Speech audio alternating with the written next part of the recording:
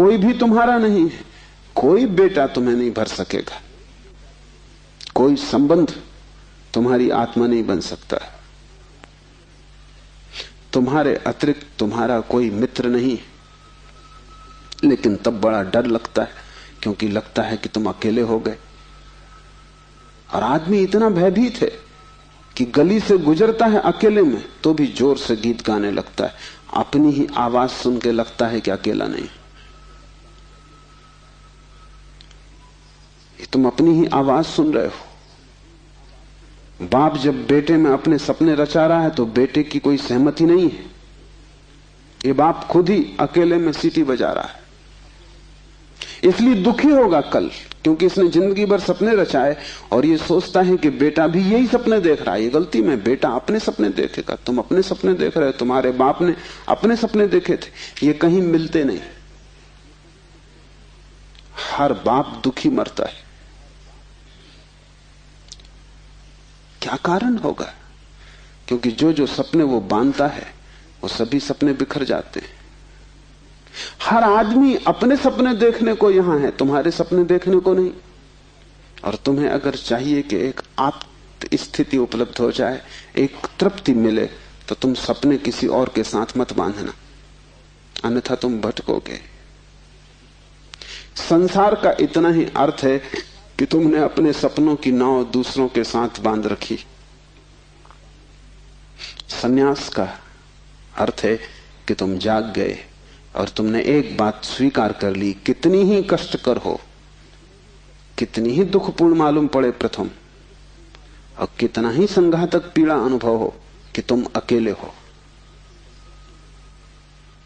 सब संग साथ झूठा है। इसका यह अर्थ नहीं कि तुम भाग जाओ हिमालय, क्योंकि जो हिमालय की तरफ भाग रहा है उसे अभी संग साथ सार्थक है, झूठा नहीं हुआ। क्योंकि जो चीज झूठ हो गई उससे भागने में भी कोई सार्थकता नहीं। कोई भी सुबह जाग के भागता तो नहीं कि सपना झूठा है, भागूं इस घर से। सपना झूठा हो गया, बात खत्म हो गई, उसमें भागना क्या है। लेकिन एक आदमी है जो भाग रहा है पत्नी से, बच्चों से, इसका भागना बताता है, इसने सुन लिया होगा कि सपना झूठा है, लेकिन अभी इसे खुद पता नहीं चला। कल तक ये पत्नी की तरफ भागता था, पत्नी की तरफ पीठ करके भागता है, लेकिन दोनों ही अर्थों में पत्नी सार्थक थी।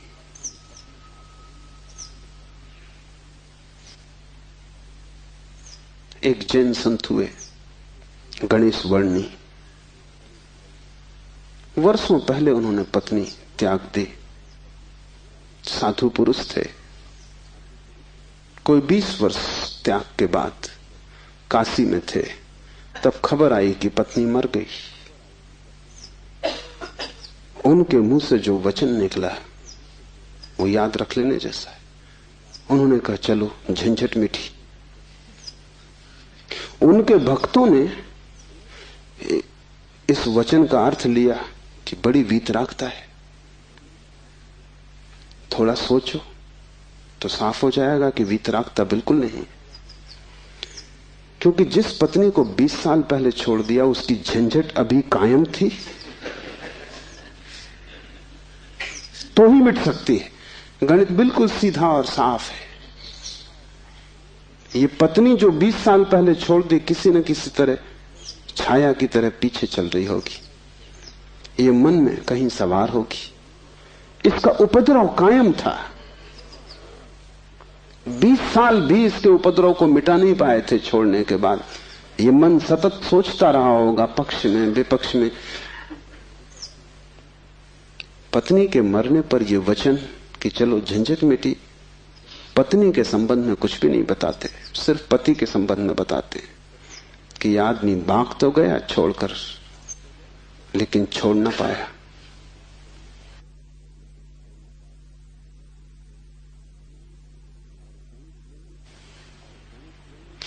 और गणेश वर्णी साधु पुरुष थे, इसलिए थोड़ा सोच लेना, साधु पुरुष भी बड़ी भ्रांति में रह सकते। उनके चरित्र में, आचरण में कोई भूल चूक न थी। वे मर्यादा के पुरुष थे, ठीक ठीक नियम से चलते थे। वहां कोई जरा भी दरार नहीं पा सकता, जरा त्रुटि नहीं पा सकता। सब आचरण ठीक था, साधुता पूरी थी। फिर भी भीतर कोई बात चूक गई। हिमालय पहुंच गए, झंझट सांस चली गई।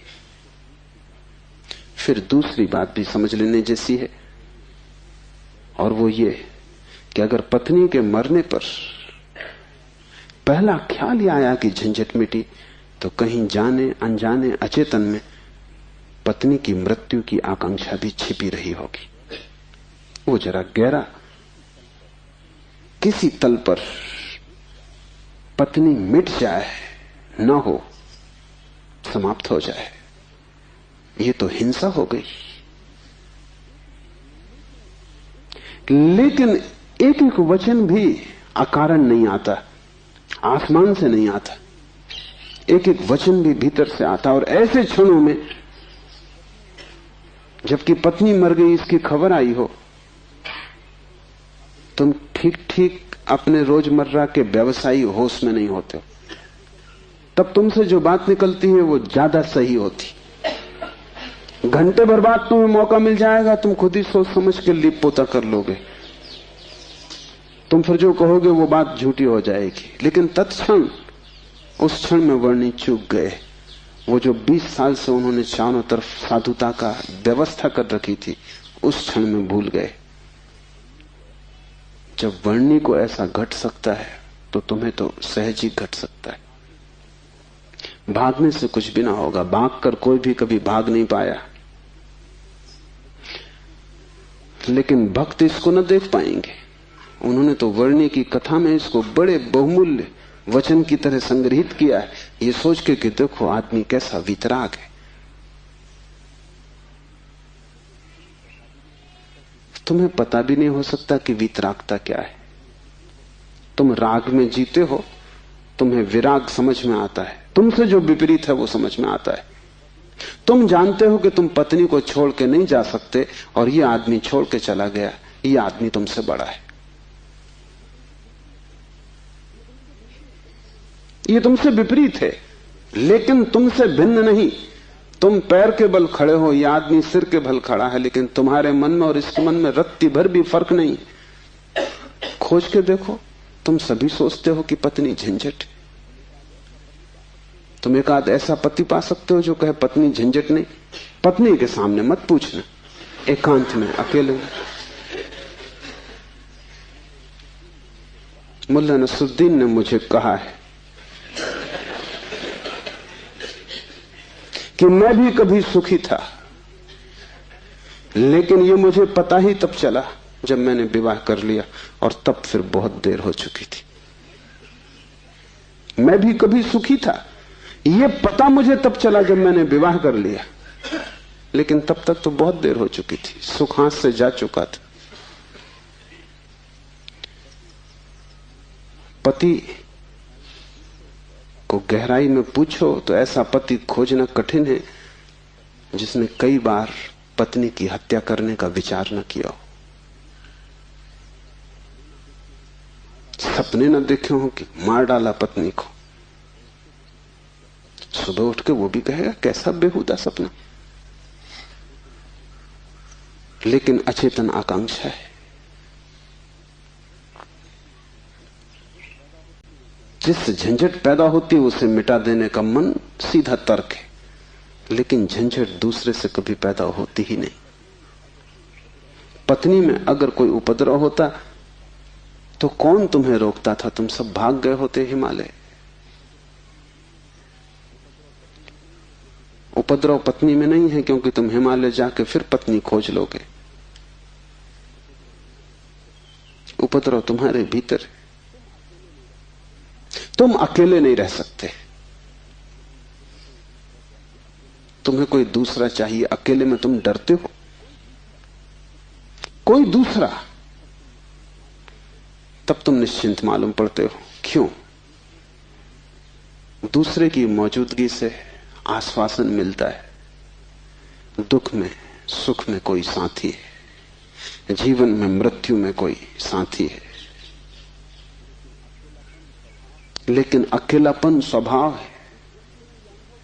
और जिस व्यक्ति ने यह अनुभव कर लिया कि आत्मा ही बस मेरी है, उसने अपने अकेलेपन को अनुभव कर लिया। भागने की कोई भी जरूरत नहीं तो झंझट पीछे चली जाएगी।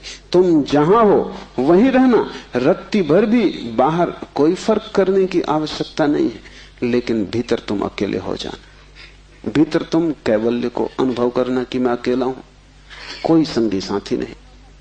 और ये तुम दोहराना मत, क्योंकि दोहराने की कोई जरूरत नहीं कि रोज सुबह बैठ के तुम दोहराओ कि मैं अकेला हूं, कोई संगी साथी नहीं। इससे कुछ भी ना होगा। ये दोहराना तो सिर्फ यही बताएगा कि तुम्हें अभी ख्याल नहीं हुआ। इसे समझना, ये तथ्य है कि तुम अकेले हो। समझने में अड़चन है, वही तपश्चर्या है। तप का अर्थ नहीं है कि तुम धूप में खड़े हो जाओ। आदमी को छोड़ के सभी पशु पक्षी धूप में खड़े, उनमें से कोई भी मोक्ष नहीं चला जा रहा है।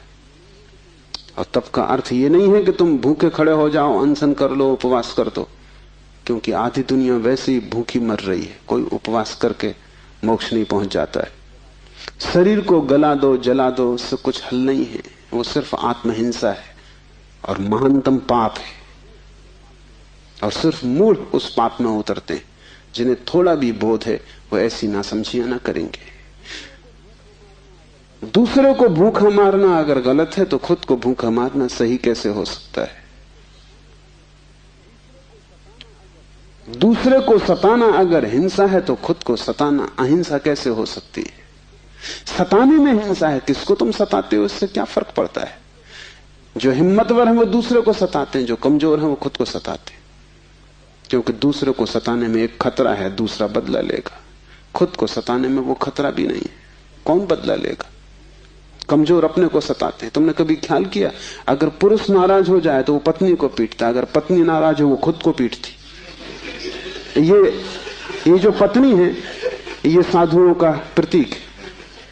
कमजोर अपने को पीट लेता, क्या करे? ताकतवर दूसरे को पीटता है, क्योंकि उसमें खतरा तो है ही कि दूसरा क्या करेगा कौन जाने। कमजोर आत्महिंसक हो जाता है और ताकतवर परहिंसक होता है। और धार्मिक वो है जो अहिंसक, न वो दूसरे को सताता है न खुद को सताता है। सताने की बात ही व्यर्थ है। तपश्चर्या का अर्थ है कि तुमने ये सत्य स्वीकार कर लिया कि तुम अकेले हो, कोई उपाय नहीं है संगी साथी का। तुम कितना ही चाहो, कितनी ही आंखें बंद करो, सपने देखो, तुम अकेले ही रहोगे। जन्मों जन्मों से तुमने घर बसाए, परिवार बसाए, मिटाए, लेकिन तुम अकेले ही रहे हो। तुम्हारे अकेलेपन में रत्ती भर फर्क नहीं पड़ता। जिसने ये जान लिया, स्वीकार कर लिया कि मैं अकेला हूं, उसके लिए इंगित है इस सूत्र में चैतन्य आत्मा है, वही तुम्हारा और कोई तुम्हारा नहीं। और दूसरी बात इस सूत्र में है, वो है चैतन्य। आत्मा कोई सिद्धांत नहीं है कि तुम शास्त्र में पढ़ो और मान लो। आत्मा कोई, जैसे गुरुत्वाकर्षण का सिद्धांत है, ऐसा कोई सिद्धांत नहीं है। आत्मा एक अनुभव है, सिद्धांत नहीं। और अनुभव है चैतन्य की तीव्रता का। इसलिए तुम जितने चैतन्य होते जाओगे उतनी ही तुम्हें आत्मा का पता चलेगा। तुम जितने बेहोश होते चले जाओगे उतना ही तुम्हें अपना पता नहीं चलेगा। और तुम करीब करीब बेहोश हो। जो आत्मा को जानना चाहता है उसे किसी दर्शन शास्त्र की जरूरत नहीं है, उसे चैतन्य को जगाने की प्रक्रिया चाहिए, उसे विधि चाहिए जिससे वो ज्यादा चेतन हो जाए। जैसे कि आग को तुम उकसाते हो, राख जम जाती, तुम उकसा देते हो, राख झड़ जाती, अंगारे झलकने लगते। ऐसी तुम्हें कोई प्रक्रिया चाहिए जिससे तुम्हारी राख झड़े और अंगारा चमके, क्योंकि उसी चमक में तुम पहचानोगे कि तुम चैतन्य हो। और जितने तुम चैतन्य हो उतने ही तुम आत्मवान हो। जिस दिन तुम पाओगे कि मैं परम चैतन्य हूं, उस दिन तुम परमात्मा हो। तुम्हारी चेतना की मात्रा ही तुम्हारी आत्मा की मात्रा होगी। लेकिन अभी तुम करीब करीब बेहोश हो, अभी करीब करीब तुम जैसे शराब पिए हो, अभी तुम चल रहे हो, उठ रहे हो, काम कर रहे हो, लेकिन जैसे नींद में। होश तुम्हें नहीं है। कभी तुमने ख्याल किया किताब पढ़ते वक्त तुम पूरा पेज पढ़ जाते हो, तब तुम्हें ख्याल आता है अरे मैं पूरा पेज पढ़ भी गया और एक शब्द याद नहीं। तुमने कैसे पढ़ा होगा पूरा पेज? तुम पढ़ सकते हो सोए सोए, मन कहीं और रहा होगा, तुम पढ़ गए, तब तुम्हें होश पता चला कि ये तो पूरा पेज व्यर्थ गया। तुम कई बार रास्ते से चलते हो, तुम पूरा रास्ता चल जाते हो, तब तुम्हें ख्याल आता है कि तुम चल रहे हो। तुम काम करते हो और तुम्हें पता नहीं चलता कि तुम कर रहे हो। तुम बेहोशी में जी रहे हो और चैतन्य आत्मा है, और तुम पूछते हो क्या आत्मा है? तुम चाहते हो कोई प्रमाण दे, तुम चाहते हो कोई सिद्ध करे, कोई तर्क से तुम्हें समझा दे तो तुम भी मान लो, नहीं तो तुम नास्तिक हो जाओगे। नास्तिकता बेहोशी का सहज परिणाम है, आस्तिकता होश का फल। जितना तुम्हारा होश बढ़ेगा तो जरूरत नहीं है कि तुम मानो कि आत्मा है, क्योंकि कई ना समझ मान रहे हैं, उससे कुछ हल नहीं होता। इस मुल्क में तो सभी मानते हैं कि आत्मा है, लेकिन इससे क्या फर्क पड़ता है? तुम्हारे जीवन में कोई क्रांति इससे आती नहीं। शायद तुम इसलिए मान लेते हो कि हजारों साल से दोहराया जा रहा है। सुनते सुनते तुम्हारे कान पक गए, सुनते सुनते तुम भूल ही गए हो कि संबंध में सोचना भी है। सुनते सुनते पुनरुक्ति से आदमी सम्मोहित हो जाता है। एक ही बात बार बार दोहराई चली जाए तो तुम भूल जाते हो कि वो संदेह किया जा सकता है, विचार किया जाता है। और फिर आत्मा है, इससे तुम्हें बड़ा संतोष भी मिलता है। शरीर मरेगा ये तुम्हें पता है, आत्मा नहीं मरेगी, इससे बड़ी हिम्मत बनती है। और आत्मा कभी नहीं मरेगी, अग्नि उसे जलाएगी नहीं, शस्त्र उसे छेदेंगे नहीं, मृत्यु उसका कुछ बिगाड़ ना सकेगी। इससे तुम्हें बड़ी सांत्वना मिलती, पर सांत्वना सत्य नहीं है। आत्मा को कोई न तो स्वीकार कर सकता है सिद्धांत की तरह, और न पुनरुक्ति की तरह कोई सम्मोहित हो सकता है। आत्मा को तो केवल वही लोग जान पाते हैं जो चैतन्य को बढ़ाते हैं। इस तरह जियो कि तुम पर राख इकट्ठी ना हो, इस तरह जियो कि तुम्हारे भीतर का अंगारा जलता रहे, प्रकाशित हो। इस तरह जियो कि प्रति क्षण तुम होश में रहो, बेहोश नहीं। मुल्ला नसरुद्दीन को बच्चा पैदा हुआ, पहला ही लड़का था। नसरुद्दीन बड़ा खुश हुआ, अपने खास मित्र को बुलाया, खुशी मनाने दोनों शराब घर में गए। क्योंकि तुम एक ही खुशी जानते हो, बेहोशी। ये बड़े मजे की बात है। शिव, बुद्ध, महावीर, वे सब चिल्ला चिल्ला के कहते हैं कि दुनिया में एक ही आनंद है, वो है होश। और तुम एक ही सुख जानते हो, वो है बेहोशी। या तो तुम ठीक हो या वो ठीक है, दोनों तो ठीक नहीं हो सकते। मुल्ला नसरुद्दीन सीधा शराब घर गया, बजाय अस्पताल जाने के पहले बेटे को देखता। उसने कहा कि पहले जरा आनंद कर लें, कितने दिनों का सपना पूरा हुआ। डट के दोनों पी गए। जब दोनों पी के पहुंचे अस्पताल और कांच की खिड़की में से बेटे को देखा तो मुल्ला रोने लगा। उसने अपने मित्र से कहा, पहली तो बात मेरे जैसा मालूम नहीं होता। अपना उन्हें पता नहीं है, अभी खुद की शक्ल भी वो पहचान ना सकेंगे, लेकिन मेरा जैसा नहीं मालूम होता। और दूसरी बात, बड़ा छोटा दिखाई पड़ता है। इतने छोटे बच्चे को लेके करेंगे भी क्या? ये बचेगा? मित्र ने कहा, मत घबराओ, जब मैं पैदा हुआ था तो मैं भी 3 ही पाउंड का था। नसरुद्दीन ने कहा, फिर तुम बचे?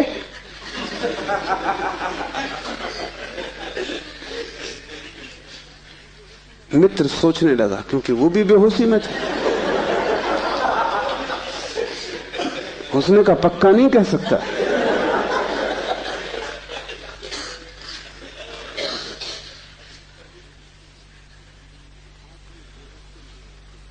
आदमी बेहोशी में है, उसके जीवन का सारा परिप्रेक्ष्य, उसकी सारी दृष्टि उसकी बेहोशी से भर जाती, सब धुआं धुआं हो जाता।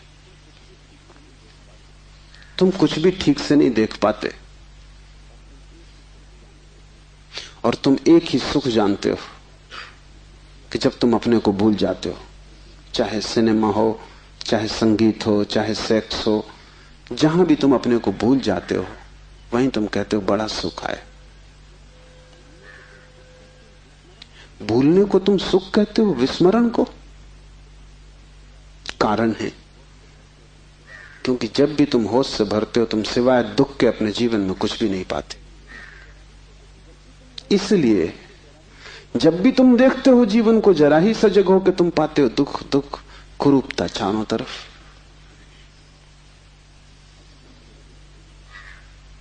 एक मेरे मित्र अविवाहित ही रह गए, उनसे मैंने पूछा कि क्या हुआ, कैसे चूक गए?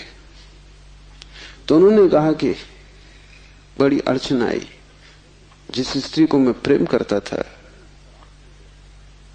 जब मैं शराब पी लेता तब वो मुझे सुंदर मालूम पड़ती, तब मैं शादी करने को राजी, लेकिन तब वो राजी नहीं। और जब मैं होश में होता तब मैं राजी नहीं, तब वो राजी होती थी। इसलिए चूक गए, कोई उपाय ना हुआ, मेल ना हो सका। तुम जब भी आंख खोल कर देखोगे सब तरफ कुरूपता और दुख पाओगे। जब तुम बेहोश होते हो तब सब ठीक लगता है। इसलिए तुम्हें तकलीफ मालूम पड़ती, चैतन्य आत्मा असंभव, इसलिए दुख से गुजरना होगा। उसको ही तपश्चर्या कहा है। जब कोई व्यक्ति जागना शुरू करता है तो पहले तो उसे दुख में से ही गुजरना होगा, क्योंकि तुमने जन्मों जन्मों तक दुख अपने चारों तरफ निर्मित किए हैं। कौन उनसे गुजरेगा तुम अगर न गुजरे तो? इसको हमने कर्म कहा है। कर्म का कुल इतना ही अर्थ है कि जन्मों जन्मों तक हमने चारों तरफ दुख निर्मित किए, जाने अनजाने हमने दुख की फसल बोई है, काटेगा कौन? तो जब भी तुम होश में आते हो तुम्हें फसल दिखाई पड़ती, बड़ी लंबी, इस खेत से तुम्हें गुजरना पड़ेगा।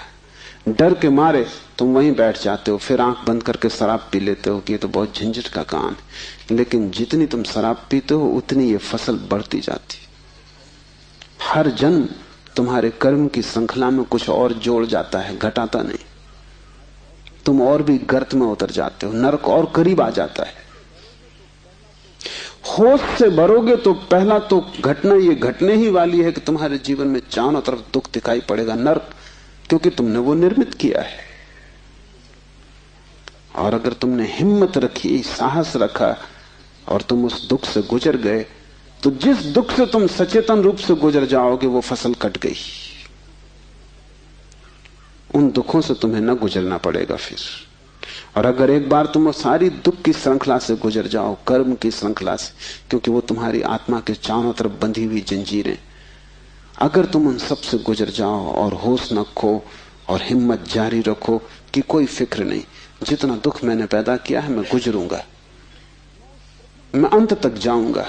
मैं उस प्रथम घड़ी तक जाना चाहता हूं जब मैं निर्दोष था और दुख की यात्रा शुरू न हुई थी, जब मेरी आत्मा परम पवित्र थी और मैंने कुछ भी संग्रह न किया था दुख का।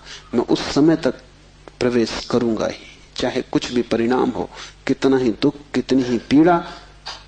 अगर तुमने इतना साहस रखा तो आज नहीं कल दुख से पार होकर तुम उस जगह पहुंच जाओगे जहां शिव का सूत्र तुम्हें समझ में आएगा, चैतन्य आत्मा है। और एक बार तुम अपने भीतर के चैतन्य में प्रतिष्ठित हो जाओ, फिर तुमसे कोई दुख पैदा नहीं होता, क्योंकि बेहोश आदमी अपने चारों तरफ दुख पैदा करता है। तुमने देखा शराबी को चलते हुए रास्ते पर वो कैसा डगमगाता है? ऐसी तुम्हारी जिंदगी है।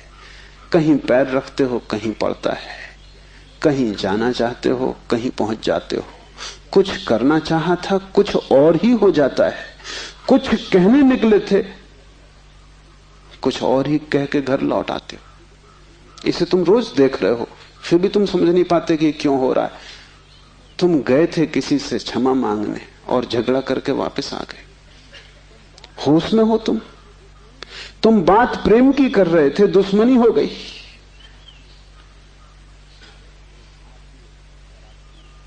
एक आदमी शराब पिए आकाश की तरफ देखता हुआ चला जा रहा था। एक कार उसके पास से निकली, बामुश्किल ड्राइवर बचा पाया। गाड़ी रोक के ड्राइवर ने कहा, महानुभाव, अगर आप नहीं देखते वहां जहां आप जा रहे हैं तो फिर आप वहीं चले जाएंगे जहां आप देख रहे हैं।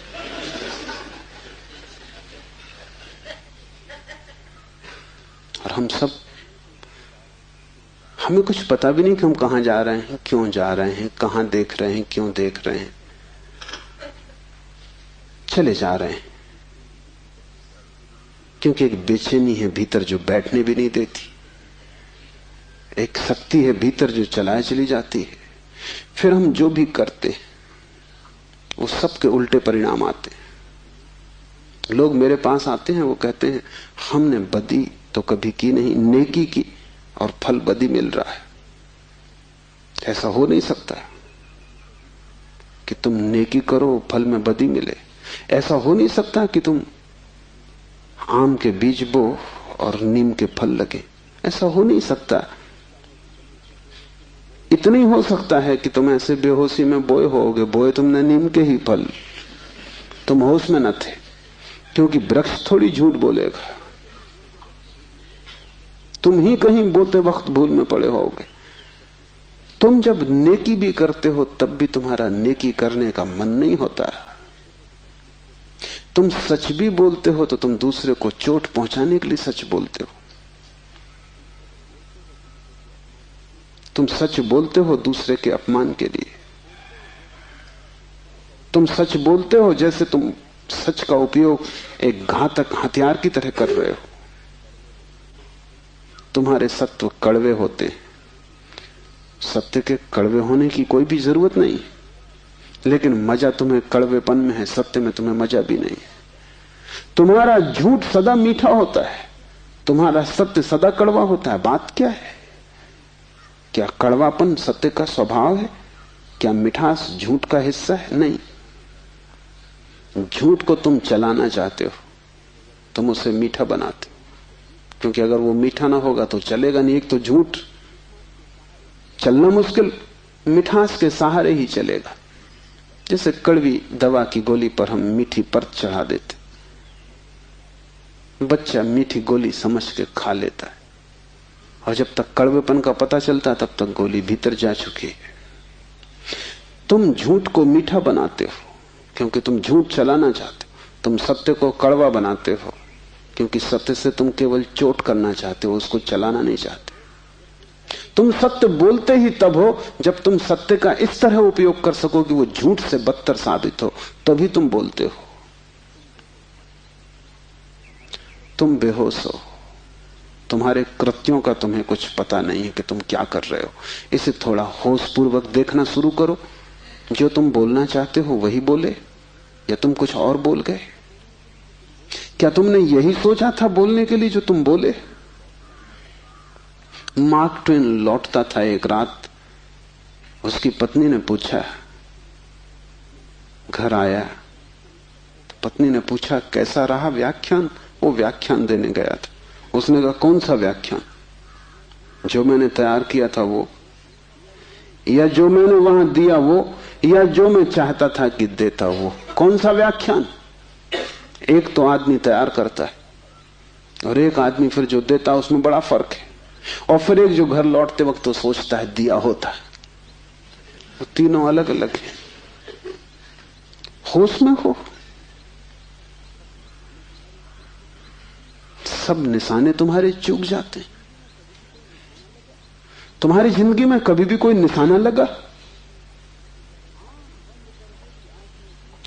आंख बंद करके भी आदमी तीर चलाता रहे तो कभी ना कभी निशाना लगेगा। मैंने सुना है कि अगर बंद घड़ी भी दीवार पर टंगी रहे तो 24 घंटे में 2 बार सही समय बताएगी।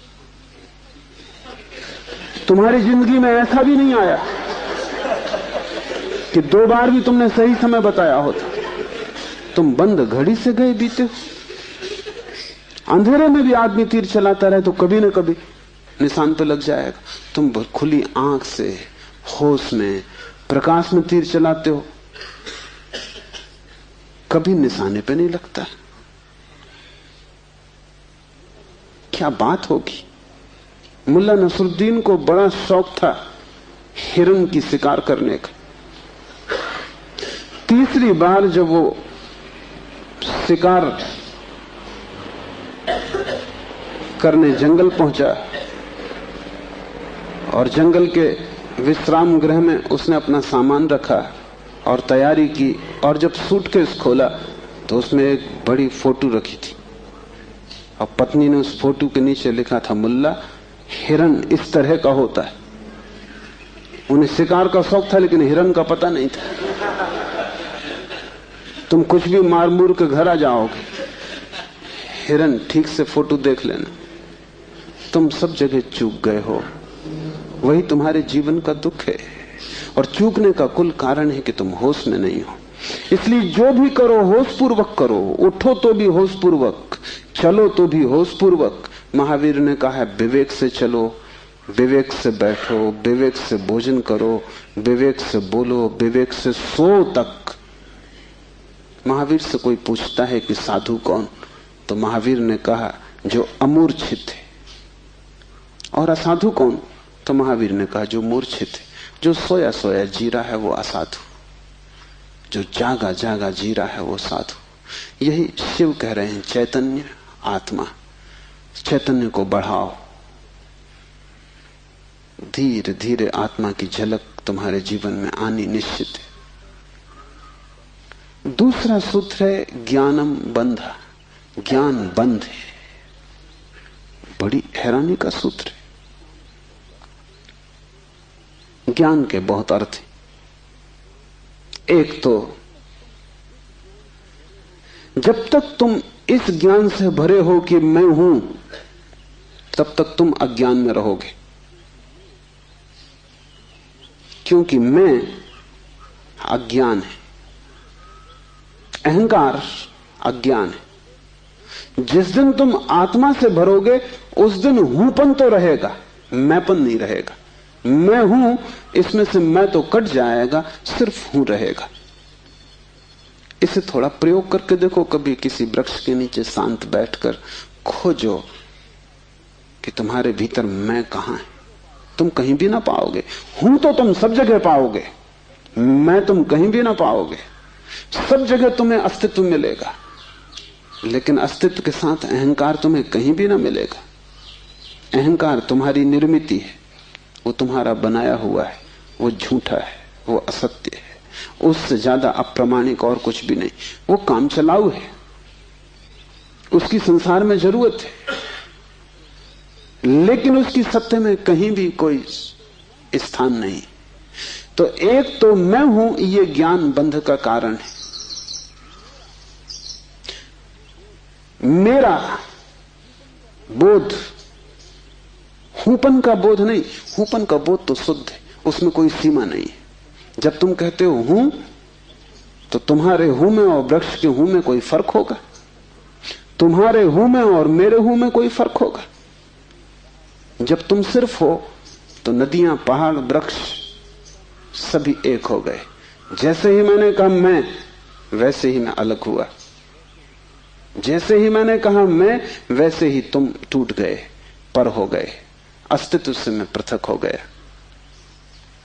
हूंपन ब्रह्म है और मैं मनुष्य की अज्ञान दशा है। जब तुम जानते हो कि सिर्फ हूं, तब तुम्हारे भीतर केंद्र नहीं होता, तब सारा अस्तित्व एक हो जाता है।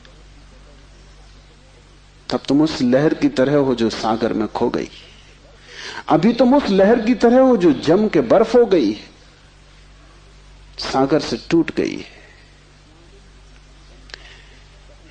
ज्ञानम बंधा, पहला तो ज्ञान बंध है, इस बात का ज्ञान कि मैं हूं। दूसरा ज्ञान बंध है वो सब ज्ञान जो तुम बाहर से इकट्ठा कर लिए हो, जो तुमने शास्त्रों से चुराया है, जो तुमने सद्गुरुओं से उधार लिया है, जो तुम्हारी स्मृति है, वो सब बंधन है, उससे तुम्हें मुक्ति ना मिलेगी। इसलिए तुम पंडित से ज्यादा बंधा हुआ आदमी ना पाओगे। मेरे पास सब तरह के लोग आते, सब तरह के मरीज, उसमें पंडित से ज्यादा कैंसर ग्रस्त कोई भी नहीं। उसका इलाज नहीं, वो ला इलाज है। उसकी तकलीफ यह है कि वो जानता है, इसलिए न वो सुन सकता न वो समझ सकता। तुम उससे कुछ बोलो, इसके पहले कि तुम बोलो उसने उसका अर्थ कर लिया है। इसके पहले कि वो तुम्हें सुने उसने व्याख्या निकाल ली। शब्दों से भरा हुआ चित्त जानने में असमर्थ हो जाता है। वो इतना ज्यादा जानता है बिना कुछ जाने, क्योंकि सब जाना हुआ उधार है। शास्त्र से अगर ज्ञान मिलता होता तो सभी के पास शास्त्र है, ज्ञान सभी को मिल गया होता। ज्ञान तो तब मिलता है जब कोई निशब्द हो जाता है, जब वो सभी शास्त्रों को विसर्जित कर देता है, जब वो सब ज्ञान को जो दूसरों से मिला है वापस लौटा देता है जगत को, जब वो उसे खोजता है जो मेरा मूल अस्तित्व है, जो मुझे दूसरे से नहीं मिला। इसे थोड़ा समझो, तुम्हारा शरीर तुम्हें मां और पिता से मिला है। तुम्हारे शरीर में तुम्हारा कुछ भी नहीं है। आधा तुम्हारी मां का दान है, आधे तुम्हारे पिता का दान है। फिर तुम्हारा शरीर तुम्हें भोजन से मिला है, वो जो रोज तुम भोजन कर रहे हो। 5 तत्वों से मिला है, वायु है, अग्नि है, 5 तत्व हैं, उनसे तुम्हें मिला है। इसमें तुम्हारा कुछ भी नहीं है। लेकिन तुम्हारी चेतना तुम्हें 5 तत्वों में से किसी से भी नहीं मिली है। तुम्हारी चेतना तुम्हें मां और पिता से भी नहीं मिली है। तुम जो जो जानते हो वो तुमने स्कूल विश्वविद्यालय से सीखा है, शास्त्रों से सुना है, गुरुओं से पाया है। वो तुम्हारे शरीर का हिस्सा है, तुम्हारी आत्मा का नहीं। तुम्हारी आत्मा तो वही है जो तुम्हें किसी से भी नहीं मिली है। जब तक तुम उस शुद्ध तत्व को न खोज लोगे जो निपट तुम्हारा है, जो तुम्हें किसी से भी नहीं मिला है, न मां ने दिया, न पिता ने, न समाज ने, न गुरु ने, न शास्त्र ने, वही तुम्हारा स्वभाव है। ज्ञान बंद है, क्योंकि वो तुम्हें इस स्वभाव तक न पहुंचने देगा।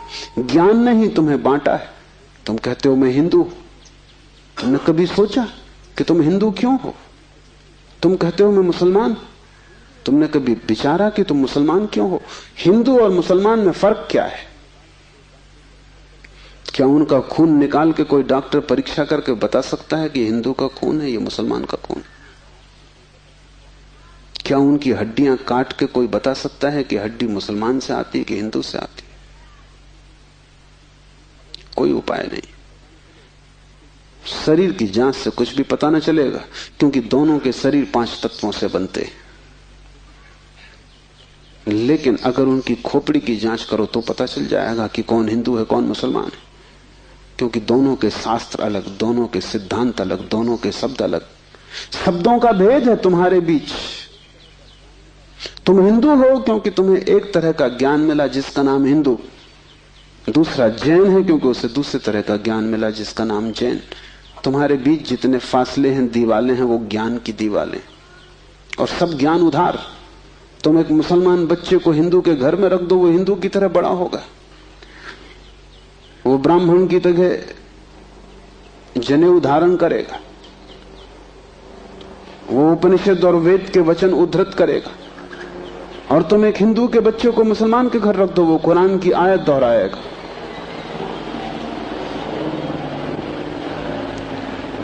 ज्ञान तुम्हें बांटता है, क्योंकि ज्ञान तुम्हारे चारों तरफ एक दीवार खींच देता है, और ज्ञान तुम्हें लड़ाता है, और ज्ञान तुम्हारे जीवन में वैमनस्य और शत्रुता पैदा करता है। थोड़ी देर को सोचो, अगर तुम्हें कुछ भी ना सिखाया जाए कि तुम हिंदू हो या मुसलमान या जैन या पारसी, तो तुम क्या करोगे? तुम बड़े होगे एक मनुष्य की भांति, तुम्हारे बीच कोई दीवार ना होगी। दुनिया में कोई 300 धर्म है, 300 कारागृह, और हर आदमी पैदा होते से एक कारागृह या दूसरे कारागृह में डाल दिया जाता है। और पंडित पुरोहित बड़ी चेष्टा करते हैं कि बच्चे पर जल्दी से जल्दी कब्जा हो जाए। उसको वो धर्म शिक्षा कहते हैं। उससे ज्यादा अधर्म और कुछ भी नहीं है। वो उसको धर्म शिक्षा कहते हैं। 7 साल के पहले बच्चे को पकड़ लें, क्योंकि 7 साल का बच्चा अगर बड़ा हो गया तो फिर पकड़ना रोज रोज मुश्किल होता जाएगा। और बच्चे को अगर थोड़ा भी बोध आ गया तो फिर वो सवाल उठाने लगेगा, और सवालों का जवाब पंडितों के पास बिल्कुल नहीं है। पंडित सिर्फ मूढ़ों को तृप्त कर पाते हैं। जितनी कम बुद्धि का आदमी हो, पंडित से उतनी जल्दी तृप्त हो जाता है। वो एक प्रश्न पूछता, उत्तर मिल जाता है। तुम जाते हो पंडित से पूछते हो संसार को किसने बनाया, वो कहता भगवान ने। तुम प्रश्न घर लौटाते हो बिना पूछे कि भगवान को किसने बनाया। अगर तुम दूसरा प्रश्न पूछते, पंडित नाराज हो जाता, क्योंकि उसका उसे भी पता नहीं, किताब में वो लिखा नहीं। और फिर झंझट की बात है, परमात्मा को किसने बनाया। फिर तुम पूछते ही चले जाओगे, वो कोई भी जवाब दे, तुम पूछोगे उसको किसने बनाया। अगर गौर से देखो तो तुम्हारे पहले सवाल का जवाब दिया नहीं गया है। पंडित ने तुम्हें सिर्फ संतुष्ट कर दिया क्योंकि तुम बहुत बुद्धिमान नहीं। और बच्चे अबोध, उनका अभी तर्क नहीं जगा, विचार नहीं जगा, अभी वो प्रश्न नहीं पूछ सकते। अभी तुम जो भी कचरा उनके दिमाग में डाल दो, वो उसे स्वीकार कर लेंगे। बच्चे सभी को स्वीकार कर लेते हैं क्योंकि वो सोचते हैं जो भी दिया जा रहा है वो सभी ठीक है। बच्चा ज्यादा सवाल नहीं उठा सकता, सवाल उठाने के लिए थोड़ी प्रौढ़ता चाहिए। इसलिए सभी धर्म बच्चों की गर्दन पकड़ लेते हैं और फांसी लगा देते हैं। फांसी बड़ी सुंदर है। किसी के गले में बाइबल लटकी है, किसी के गले में समयसार लटका है, किसी के गले में कुरान लटकी है, किसी के गले में गीता लटकी। ये इतने प्रीतिकर बंधन है कि इनको छोड़ने की हिम्मत फिर जुटानी बहुत मुश्किल है। और जब भी तुम इन्हें छोड़ना चाहोगे, एक खतरा सामने आ जाएगा, क्योंकि इन्हें छोड़ा तो तुम अज्ञानी। क्योंकि जैसे तुम इनको छोड़ोगे तुम पाओगे मैं तो कुछ जानता नहीं, बस ये किताब सारी संपदा है, इसको संभालो। अपने अज्ञान को छिपाने का यही तो एक उपाय है। लेकिन अज्ञान छिपने से अगर मिटता होता तो बड़ी आसान बात हो गई होती। अज्ञान छिपने से बढ़ता है, जैसे कोई अपने घाव को छिपा ले, उससे कुछ मिटेगा नहीं। घाव और भीतर भीतर बढ़ेगा, मवाद पूरे शरीर में फैल जाएगी। शिव कहते हैं ज्ञान बंद है। ज्ञान सीखा हुआ, ज्ञान उधार, ज्ञान दूसरे से लिया हुआ बंधन का कारण है। तुम उस सब को छोड़ देना जो दूसरे से मिला है। तुम उसकी तलाश करना जो तुम्हें किसी से भी नहीं मिला। तुम उसकी खोज में निकलना, उस चेहरे की खोज में जो तुम्हारा है। तुम्हारे भीतर छिपा हुआ एक झरना है चैतन्य का, जो तुम्हें किसी से भी नहीं मिला, जो तुम्हारा स्वभाव है, जो तुम्हारी निज संपदा है, निजत्व है, वही तुम्हारी आत्मा है। तीसरा सूत्र है योनि वर्ग और कला शरीर है। योनि से अर्थ है प्रकृति, इसलिए हम स्त्री को प्रकृति कहते हैं। स्त्री शरीर देती है, वो प्रकृति की प्रतीक है। और कला का अर्थ है कर्ता का भाव। एक ही कला है, वो कला है संसार में उतरने की कला, और वो है कर्ता का भाव। इन दो चीजों से मिलकर तुम्हारा शरीर निर्मित होता है। तुम्हारे कर्ता का भाव, तुम्हारा अहंकार, और प्रकृति से मिला हुआ शरीर। अगर तुम्हारे भीतर कर्ता का भाव है तो तुम्हें योग्य शरीर प्रकृति देती चली जाएगी। इसी तरह तुम बार बार जन्मे हो। कभी तुम पशु थे, कभी पक्षी थे, कभी वृक्ष थे, कभी मनुष्य।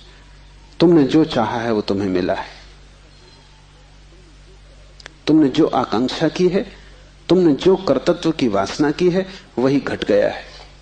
तुम्हारे कर्तृत्व की वासना घटना बन जाती है, विचार वस्तुएं बन जाते हैं। इसलिए बहुत सोच विचार के वासना करना, क्योंकि सभी वासनाएं पूरी हो जाती हैं देर अबेर। अगर तुम बहुत बार देखते हो आकाश में पक्षी को और सोचते हो कैसी स्वतंत्रता पक्षी को, खास हम पक्षी होते, देर न लगेगी, जल्दी तुम पक्षी हो जाओ। तुम अगर देखते हो एक कुत्ते को संभोग करते हुए और तुम सोचते हो कैसी स्वतंत्रता, कैसा सुख, जल्दी ही तुम कुत्ते हो जाओ। तुम जो भी वासना अपने भीतर संग्रहित करते हो वो बीज बन जाती। प्रकृति तो केवल शरीर देती है, कलाकार तो तुम ही हो, स्वयं को निर्माण करने वाले। अपने शरीर को तुमने ही बनाया है, ये कला का अर्थ है। कोई तुम्हें शरीर नहीं दे रहा है, तुम्हारी वासना ही निर्मित करती है। तुमने कभी ख्याल किया, रात तुम सोते हो तो आखिरी जो विचार होता है सोते समय, वही सुबह उठते वक्त पहला विचार होगा। रात भर तुम सोए रहे, वो बीज की तरह विचार भीतर पड़ा रहा, जो अंतिम था वो सुबह प्रथम होगा। तुम मरोगे इस शरीर से, आखिरी मरते क्षण में तुम्हारे सारे जीवन की वासना संग्रहित होकर बीज बन जाएगी। वही बीज नया गर्भ बन जाएगा। जहां से तुम मिटे वहीं से तुम फिर शुरू हो जाओगे। तुम जो भी हो ये तुम्हारा ही कृत्य है, किसी दूसरे को दोष मत देना। यहां कोई दूसरा है भी नहीं जिसको दोष दिया जा सके। ये तुम्हारे ही कर्मों का संचित फल है। तुम जो भी हो, सुंदर कुरूप, दुखी सुखी, स्त्री पुरुष, तुम जो भी हो, ये तुम्हारे ही कृत्यों का फल है। तुम ही हो कलाकार अपने जीवन के। मत कहना कि भाग्य ने बनाया है, क्योंकि वो धोखा है। उस भांति तुम जिम्मेवारी किसी और पर टाल रहे हो। मत कहना कि परमात्मा ने भेजा है। तुम परमात्मा पर जिम्मेदारी मत डालना, क्योंकि ये तरकीब है खुद के दायित्व से बचने की। इस कारागृह में तुम अपने ही कारण हो। जो व्यक्ति इस बात को ठीक से समझ लेता है कि अपने ही कारण में यहां हूं, उसके जीवन में क्रांति शुरू हो जाती। शिव कह रहे हैं योनि वर्ग और कला शरीर है, प्रकृति तो सिर्फ योनि है, वो तो सिर्फ गर्भ है। तुम्हारा अहंकार उस योनि में बीज बनता है। तुम्हारे कर्तृत्व का भाव कि मैं ये करूं, मैं ये पाऊं, मैं ये हो जाऊं, उसमें बीज बनता है। और जहां भी तुम्हारे कर्तृत्व की कला और प्रकृति की योनि का मिलन होता है, शरीर निर्मित हो जाता है। इसलिए बुद्ध पुरुष कहते हैं सभी वासनाओं को छोड़ दो, तभी तुम मुक्त हो सकोगे। तुमने अगर स्वर्ग की वासना की तो तुम देवता हो जाओगे, लेकिन वो भी मुक्ति ना होगी, क्योंकि वासनाओं से कभी भी अशरीर की स्थिति पैदा नहीं होती। सभी वासनाओं से शरीर निर्मित होते हैं। जब तक तुम निर्वासना को उपलब्ध नहीं हो, जब तक तृष्णा तुमने पूरी ही नहीं छोड़ दी, तब तक तुम नए शरीरों में भटकते रहोगे। और शरीर के ढंग अलग हों, शरीर की मौलिक स्थिति एक ही जैसी है। शरीर के दुख समान है, चाहे पक्षी का शरीर हो चाहे आदमी का शरीर हो, दुखों में कोई भेद नहीं है। क्योंकि मौलिक दुख है आत्मा का शरीर में बंध जाना, मौलिक दुख है कारागृह में प्रविष्ट हो जाना। फिर कारागृह की दीवारें वर्तुलाकार हैं कि त्रिकोण हैं कि चौकोन हैं, उससे कोई हल नहीं होता, उससे कुछ फर्क नहीं पड़ता है। तुम भला सोचते हो फर्क पड़ता है।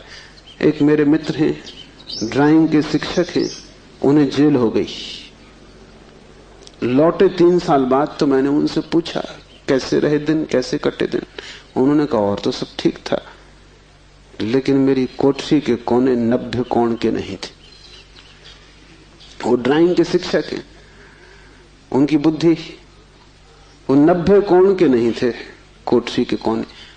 उनकी असली तकलीफ 3 साल यही रही, क्योंकि उसी कोठरी में रहना और बार बार देखना वो कोना, वो 90 कोण का नहीं।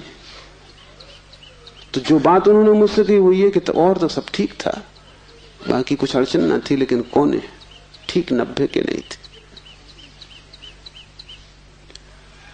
कोने 90 के हों कि 90 के ना हो, इससे क्या बुनियादी फर्क पड़ेगा। कारागृह कारागृह।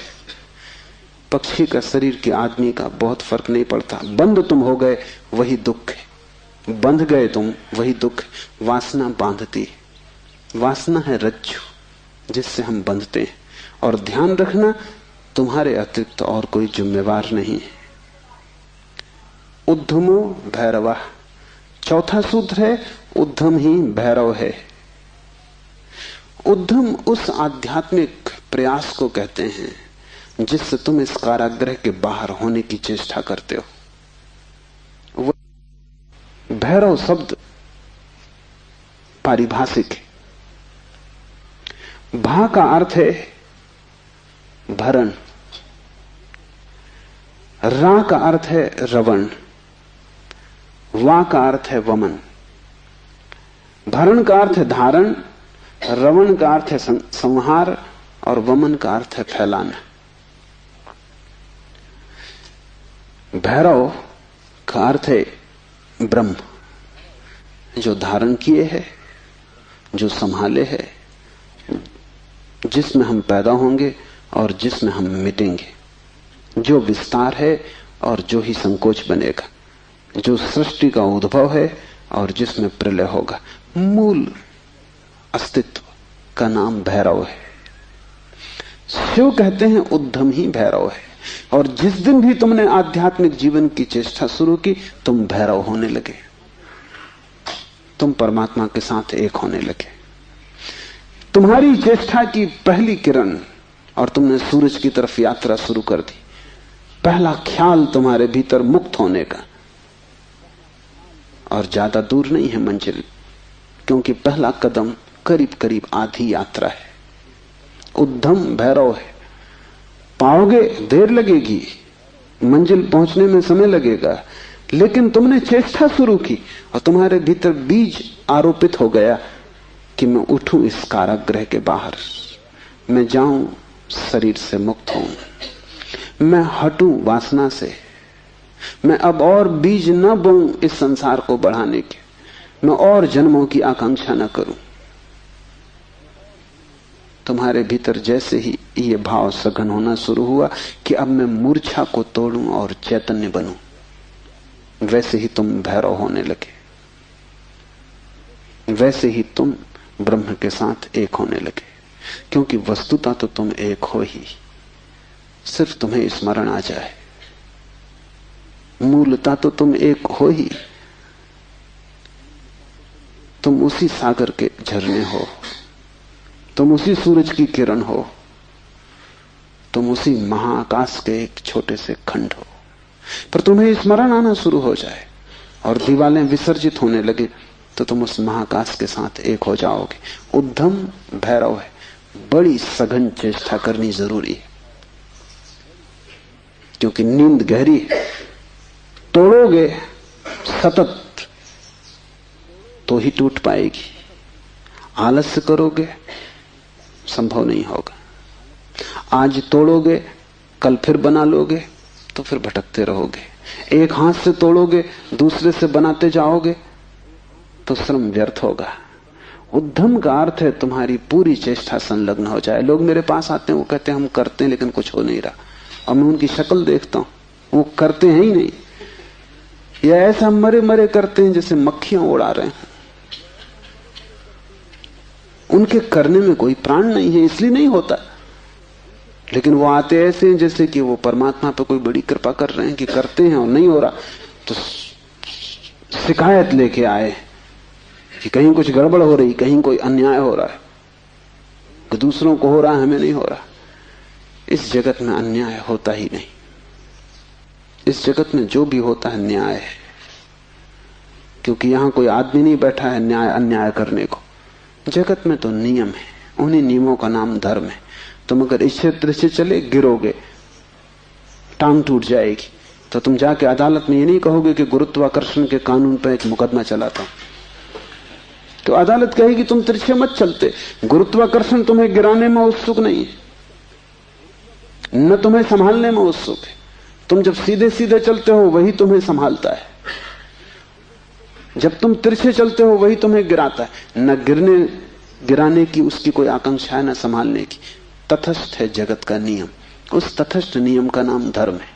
उसको हिंदुओं ने रित कहा है। वो परम नियम है। वो तुम्हारी तरफ पक्षपात नहीं करता कि किसी को गिरा दे, किसी को उठा दे। तुम जैसे ही ठीक चलने लगते हो वो तुम्हें संभालता है। तुम गिरना चाहते हो वो तुम्हें गिराता है। वो हर हालत में उपलब्ध है। तुम जैसा भी उसका उपयोग करना चाहते हो वो तुम्हें खुला है, उसके द्वार बंद नहीं है।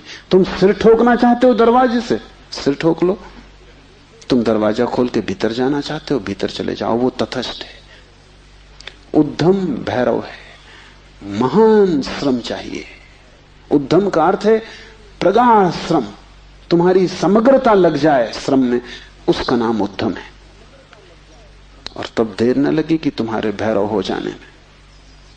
शक्ति चक्र के संधान से विश्व का संहार हो जाता है, 5वां सूत्र है। और अगर तुमने ठीक उद्यम किया, अगर तुमने अपनी संपूर्ण ऊर्जा को संलग्न कर दिया चेष्टा में, सत्य की खोज, परमात्मा की खोज या आत्मा की खोज में, तो तुम्हारे भीतर जो शक्ति का चक्र है वो पूर्ण हो जाता है। अभी तुम्हारे भीतर शक्ति का चक्र पूर्ण नहीं है, कटा बटा है। वैज्ञानिक कहते हैं कि बुद्धिमान से बुद्धिमान आदमी भी अपनी 15% से ज्यादा प्रतिभा का उपयोग नहीं करता। 85% प्रतिभा ऐसे ही सड़ जाती। ये तो बुद्धिमान आदमी की बात है। बुद्धू का क्या हिसाब,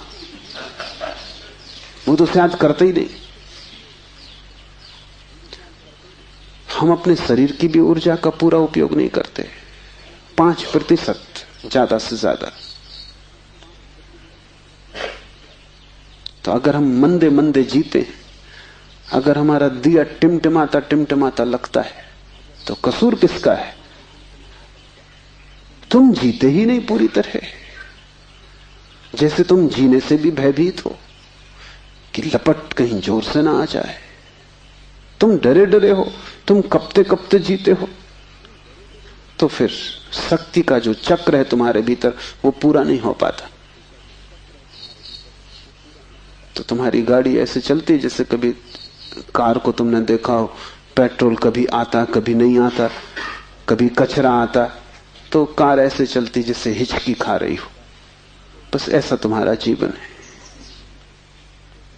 हिचकी खाते तुम चलते हो।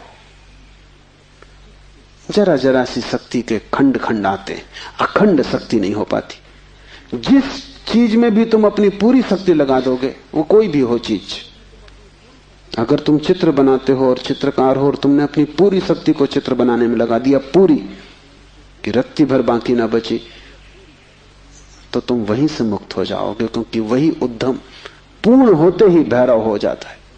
अगर तुम एक मूर्तिकार हो, तुमने सब कुछ मूर्ति में समाहित कर दिया कि मूर्ति बनाते समय तुम ना बचे, बस मूर्ति ही बची, तो शक्ति का चक्र पूरा हो जाता है।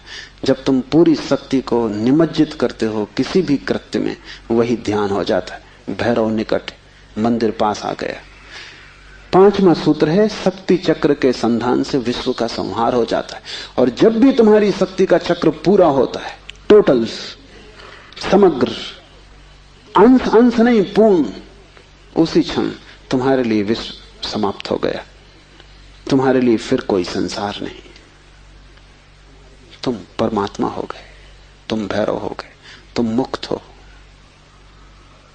फिर तुम्हारे लिए न कोई बंधन है, न कोई शरीर है, न कोई संसार है।